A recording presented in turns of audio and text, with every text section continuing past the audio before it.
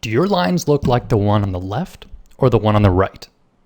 Are they a bunch of short, hairy strokes, all sort of clumped together trying to pretend they're one big stroke? This is probably because you're gripping your pencil the wrong way. What was the first thing you remember being taught to do with a pencil?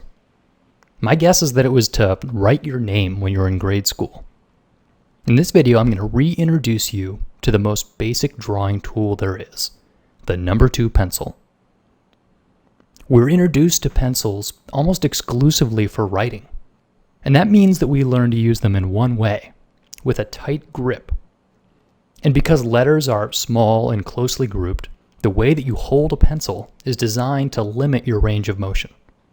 Well, drawing is the exact opposite. A good artist will have a range of mark making. Maybe they'll be doing some small and controlled strokes, but then also large swooping gestures. And for this, you'll need an unrestricted posture. In fact, one of the easiest ways to improve your confidence, to have better line work, is to do what's called drawing from the shoulder. So what does that mean, to draw from the shoulder? Well, it means that you'll be primarily bending your elbow and your shoulder, not your fingertips, and definitely not your wrist. This change might require you to rearrange your desk or to stand while you draw, but it's going to dramatically change the way that you're able to make marks. So when you're holding your pencil in this way, try using the side of the graphite to lay down some soft lines.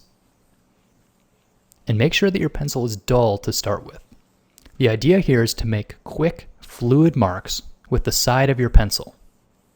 Drawing with the tip of a sharpened pencil is like carving into the surface of the paper with a chisel. It's a very slow, methodical thing. You will do this sort of tight drawing in the future, but for now, the focus is on loose, gestural sketching using the side of your pencil. So let's talk about the pencil itself for a minute. First off, you'll notice that the end is labeled with sort of a rating. And what this refers to is the type of graphite that it contains. Now, what I like is the one right in the center, an HB. This is also known as a number 2 pencil in America. Now, if you had a 4B, what you'd have is a much darker lead.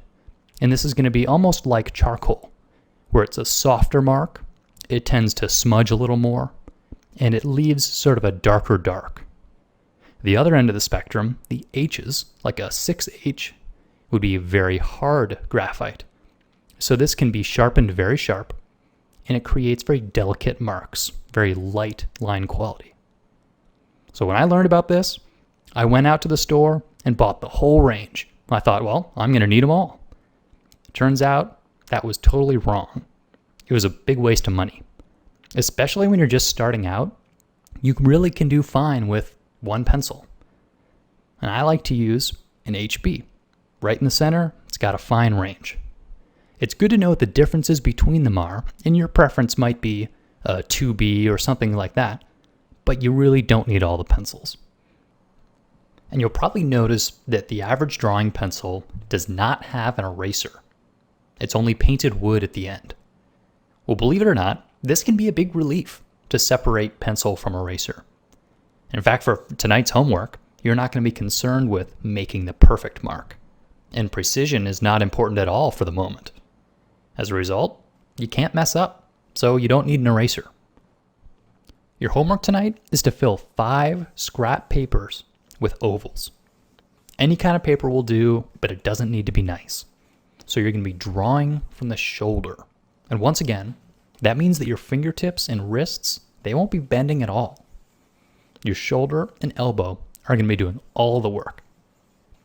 And the goal is to begin to feel what it's like to wield the pencil for loose sketching, not tight precision.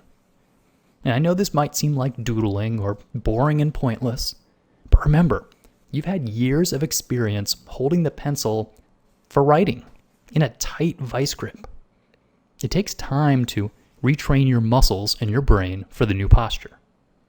You're not setting out to make the world's most beautiful, perfect ovals. All you're doing is getting a little pencil mileage. You're just taking the first step towards confident drawing. So turn on some good music, and spend a while drawing ovals, and draw from the shoulder. Thanks for watching, and have fun with this.